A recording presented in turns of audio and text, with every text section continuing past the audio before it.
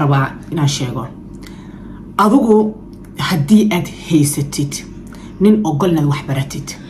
nin ku ogol inaad shaqaysatid nin ku ogol inaad labisatid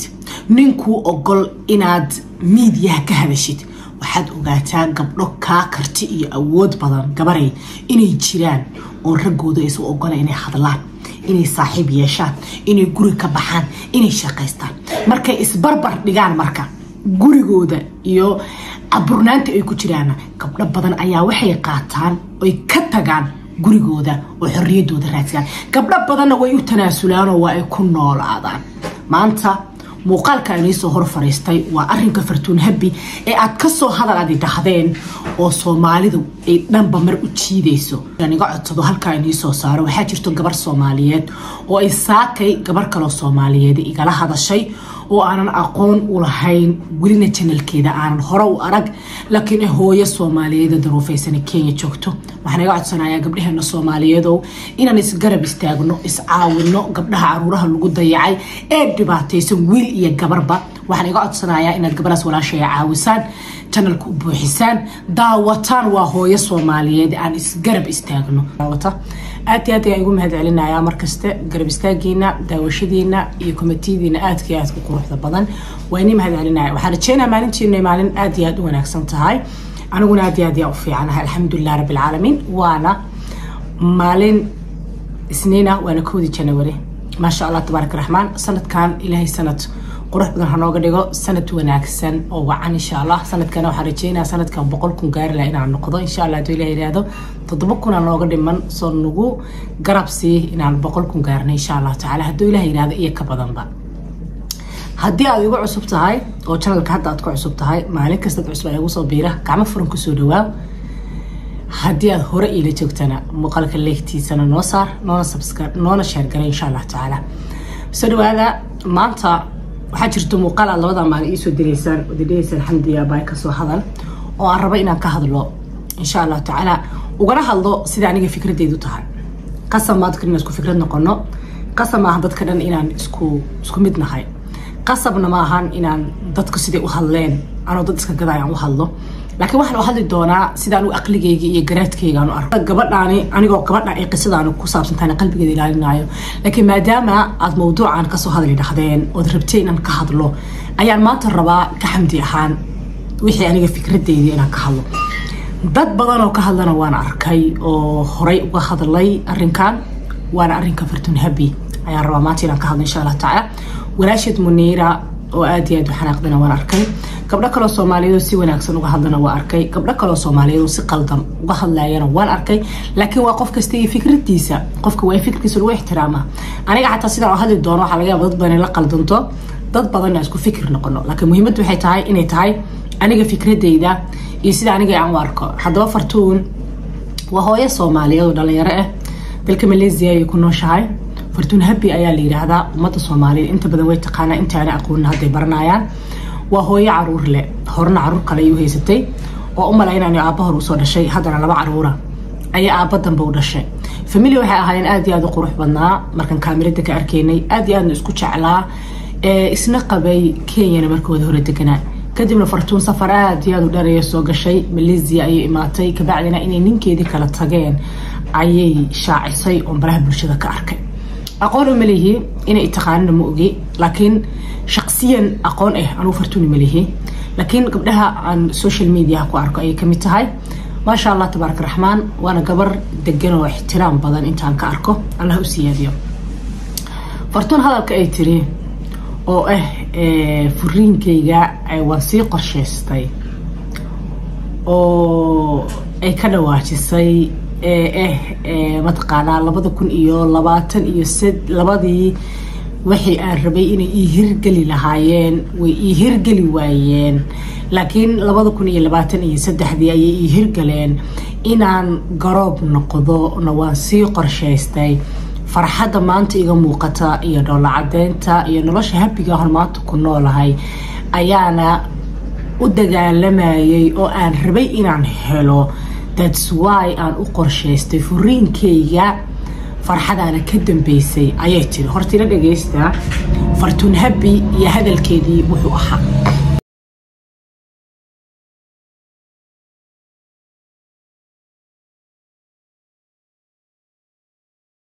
لله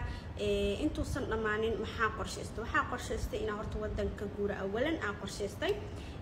mid labaad waxa qorsheysay waxay tahay in aan businesskayga aan Nairobi ku joojiyo aan macsalaameeyo mid saddexaad oo muhiimsan aan qorsheystaa waxay tahay in aan noqon single Wait a minute aan noqon single soo waa bantihiin laakiin waa qorsheystay لأنه بلا قرشة قبر نول ما جرت دونيدان أو لوجرو أو 2023 لما نوصل هذه عتها بلا قرشة نقول قبر قرشة هذا 2024 أو هيرجلسو نوع ربع هذا مهم معهن وحان اسمي ناس ميسيد ما شاء الله فرتون وحرتينا واد مقشين السوشيال ميديا أنا وادكو عرفتنا دتكو حرنتهين تيك توك يا بريان أدي أدو وريتيا rag dhaliilaan way jiraan dumar dhaliilaan way jiraan komitiyo badan oo loo soo qorana waan arkay youtuber ka soo hadlana way jiraan hore uga hadlay heer waxayna gaartay familigeedu ay xanaaqaan oo ay Muniiro soo hadasho horta midaan fartuun ee furiinka qorsheysatay oo mid aad ka hadli dhahdeen anigu waxaan u arkaa waxaad wanaagsan sababtu waxay tahay nolosha lagu sheegayo waa baleen qofku inuu qorshe nolosha ka leeyahay noloshaada waa inaad taqaanid qorshe noloshaada waa inaad ogtahay waxa ku fiican iyo waxa ku xun ma jirto anigaba igu dare hooyo Soomaaliyeed oo rabta inuu gurigeedu ka dumo iska badaa hooyo Soomaaliyeed ee hore inta guri uga soo dumay awlaad kale hore u haysatay awlaad kale aabahood ka haystay inay mar labaad hadana noqoto hooyo caruur kale oo aabale kaligeed koriso hooyo horta ku faraxsan ma jirto laakiin sabab ayaa ku kaliftay oo keentay inay fartuun furiinkeedu u qorsheysato businesskeedi Kenya u burburiso ka bacdina ay soo guurto safar aad iyo aad u dheer oo dhowr iyo 10 saacadood ay kaligeed soo gasho ayadoo xataa qalan oo hooyo kaligeed oo ilmo yar ee aad u yar wadata kaligeed la soo safarto horta dan iyo daruuf ka dambeeyay ayaa jirto u geeyday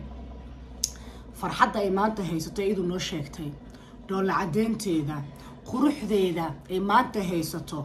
haddii ay ku heli karto ayadoo la qabo gabarina gurigeeda iskama burburinayso runtaas kugu imaano gabdhaha waxa arkay youtuberaha hore farxaddu marka la furayni imaataa farxadda marka la furaa keeno gabdho badan waxa la jiro inta la qabo u arko qabitaanku inuu xabsi yahay way jiraan لكن هويو فرحت هيستا يا هبي يا رحمت كما سو هاجرت ديغان كيدي يا ماشي اي كون نولاد اي بيزنس كو هيستay kaligeedna uma soo baqoosho wadan aysan garanaynin oo ehel iyo qaraabo aysan u joogin nolosheedana mar labaad ma burburiso caruurna kaligeed mar labaad hooyo uma noqoto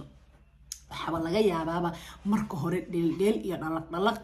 iyo maanta waxyaalo badan oo anigu xataa aanan ogeyn oo furiinka maanta aan ku aqoonin inuu gurigeega ku burburo laakiin marka labaad in guursado waxaan ogaa furiinku dhibaatooyinkiisa waxaan ogaa caruur kaliya aad kuriso dhibaatada ay leedahay waxaan ogaa nin aad kala tagteen caqabadaha uu leeyahay waxaan ku ogaa dayacaada ka imaan karta macallimad baan ahaa maalintan garoob noqdo marka intaan mar labaad guursaday oo dana laba caruur aad isku dhaw biya dhalay inaan furiin qorsheysto wax easy maaha oo sahlan maaha gabar samay kartana waa gabar waxaan aaminsanahay waxay la noolaawaysa la nooleed runta markii la rabo runtaan isku imaano gabdho gabadhan walaasheeyo qalad maysan sameeynin ninka aad la nooshahay ama naagta aad la nooshahay gabadha aad qabtid wiilow ama wiilka ku qaba gabaray ama gabadha wiilkaas ugu qabo isku dar labada dhinacba haddii aad u aragtid qofkan aad la nooshahay inuu rajo lahayn oo aragti inuu san ka soo raynaynin oo san qof wanaagsan oo isbedel lahayn ya oo aragti inuu adiga caqabado iyo dhibaatooyin fara badan kugu haayo oo aragti inuu adiga ku dhibaateynaya hadad go'aan ka gaartid ee aad go'aan hoos ka xariiqatay tiraahdo noloshan kuma noolaa karo ee salaat al-istighfar ka tukatay tiraahdo ya rabbi meeshi qeyr qabtay waafaji ay ku soo baxdo inaad furiin qaadatid macnaheedu ma aha ceeb waa wax wanaagsan nolosha qorshaha lahu ama furiinka ha ahaato ama guurka ha ahaato ama awlaadda kala koriskeeda ha ahaato ama wada dhaqanka labada qof ee isqaba ha ahaato nolosha qorshaha lahu sideedaba ma xumaato nolosha inaad qorshe ka leedahay oo go'aan qaadatid oo waxa kugu soo salaad si balan gareysaahu nolol qurux badan ka dab marta maahan qalad kama yimaado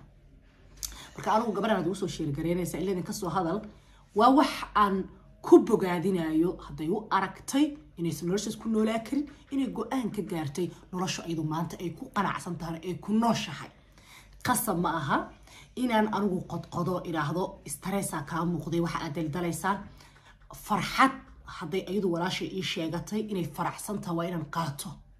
runtaas kugu imaano teeda kale waxaan rabaa inaan weydiiyo dumarkeena goorma diyeelanaysaan go'aano iyo fikirro inay qaasa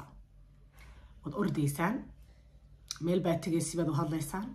dhan kale tagaysi baad u hadlaysaan fartuun baa u tagaysi baad u hadlaysaan goorma horta yeelanaysaan bashuun lahayd shakhsiyad inii gooniye goorma yeelanaysaan goorma awoodaysaan inaad kun qof ka fikir duwanaatiin adigoo xora goorma xorriyad helaysaan hadal xorriyad baan raadinaynaa hadalkeedna xorriyad ka haysan bay goorma xorriyad helaysaan anadii imaanaysa wadi amaanaysa meel kale oo laygu caayaha tagaysa wadi dhaliilaysa waa adigii amaanayo okay anigi ku amaanayay ayaa meel kale tagay aniga ayaa ku caaynayo waan soo ordaa qof kale ku garab siinaya u tagaa adiga ayaan ku amaana gabadha garab siinay sidii masciideedka camal 15 kalar maxaa u leedahaan xorriyada aad raadinaysan goormad helaysaan hadalkiini committee aad qoraysaan oo cidina inii jeedin ayaad xorriyad la'aan ka tihiin meaning iyo shakhsiyad inay gooniya yeesha gabdho daliil fikradaada igu daliil laakiin marna hay amaane marna hay daliil stop ma daliile waan kugu ixtiraama fariidan ku aqaana ma amaantay waa fikradaada fariidan ku aqaana laakiin laba dhaxda aad ku nooshahaan dad dumarka Soomaaliyeed biliiska daaya maqruuqnimada iyo xaasidnimada iska daaya qofka bili aadakana fikirkiisa ku tixgeliya gabadhani haday inay tiri furiin baan qorsheysto way loo caynaya ma ceeba ay furiin la qorsheysto meeqa hooyo Soomaaliyeed waxaan aqaanaa gabar wallahi inana been inii sheegay waxaan aqaanaa gabar inta ninkeedii quraac u kariday xabiibi mac salaama tiri raaliye eed oo shaqo ka aaday wadamada Yurub oo maaseed ku soo furay in adeerkeedna uu ahaa ee wow tiri maaseed xataa uu quuri waaye inuu ku yiraahdo walaalo noloshu way noo kala dhamaatay mac salaama maaseed ku qoray heblaaye hebel inta iga furan tahay lacagtaadii meher kara bisha dambaan ku soo diraa ku kala qaybinaan falilah alxamdulillah hadib ugu soo noqon magaalada uga guuray ma rag kaliya furiinka qorsheysta walaalo nolosha dhama waa qorshe ama furiin qorsheyso ama waxbarasho qorsheyso ama ina guursta qorsheyso nolosha waa qorshe hooyana aniga mid leeyga ma dhalacsi karo hooyo iyo aabe wiil ku faraxsan inuu habeen banaa guursado ma jirto gabar ku faraxsan inay diikeer noqotay maanta dhan qabaa'ilada Soomaalida caruurahooda wada korsana ma jirto laakiin nolosha gabal ee baqtiga ah ka tagitaan ay leedahay furiinkuna waa calaf qabninkuna waa calaf gabar hore u soo jabtay ee caruurteeda hore u soo weeday aabe ciyaalka haystay hooyo inay maanta caruur kale hadana u bareerto inay garoob noqotaysan ogeyn in laga qaadanayo inay korsanaysana waxa u geeyo waa xanuun iyo dhibaato ay dareemaysa inay businesskeeda burburisay kaligeed wadankaas ku noolaatana dhibaato u geeyda waa inaad ugu hambaleysaan dhiirigelisaan caawisaan laakiin maaha inaad caysaan oo aflagaadeysaan kuna soo dhagdhagtaan dharab dhacsiga iska daaya haddii adigu nin ku wanaagsan aad haysatid oo faraxsan tahay gabdho badan aan faraxsanin oo murugsan dadka naftaada ka soo qaat nolosha adigu maanta aad haysto gabdho badan aan ku noolayn si majority u hadal bulshada ku sameey qiimeyn meeqa gabdhaha Soomaaliyeed nolol qabo ku jirta meeqa nolol ku jirta meeqa burbursan meeqa garoobe ku qiimeey nolosha laakiin ha ku qiimeyn gabarina furiin ma doorato habar yar maamada waxa sheegay dhahaysay ma taqaana markii lagu furay ka bacdi maxaa xorriyada keen xoraata yes xoraan ahay waa run ana xorahan dhashay xaqiiqa la rabaa laakiin qofka ila nool marka qaar waxa dhacday in xor ka noqo waayo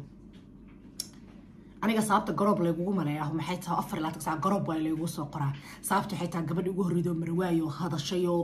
runta sheegtay oo halka soo fiirso tira raggu intaas ku xiyo intaasna ku wanaagsan taasa waxay keentay in shaabada garoobnimada lagu dhijiyo oo markii la arko in la qaban la shoogo اوكي taasna maxay ku cadeynaysaa waxay ku cadeynaysaa in gabdhaha Soomaaliyeed awoodin inay hadlaan ayagoo la qaba intooda badan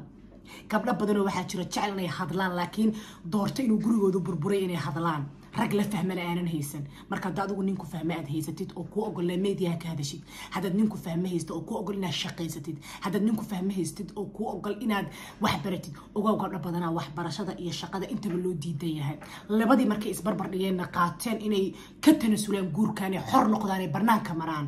marka nolosha qiimeyn aan ku sameeyno gabar kastana nolosheeda ha loogu ixtiraamo fartuun hadina waxaan leeyahay walaalo gul iyo gobonimo arurta Allah kula koriyo ku horay ku dambaba nolol qurux badan ayaan ku rajeynayaa dadaal wad gaari doontaaye businesskaaguna ku soo laabtan ku rajeynayaa halkan ayaa muuqaal ku soo gabagabeeyay hadii halkan idila soo gaartay adigoona qaylin oo booqan wixii fikir komitigaada igu reeb qasabna ma inaan kugu fikir noqdo adna aniga adigu fikir noqotid waxaan doonaa mid kooro in leh salaam calaykum waraxmatullaah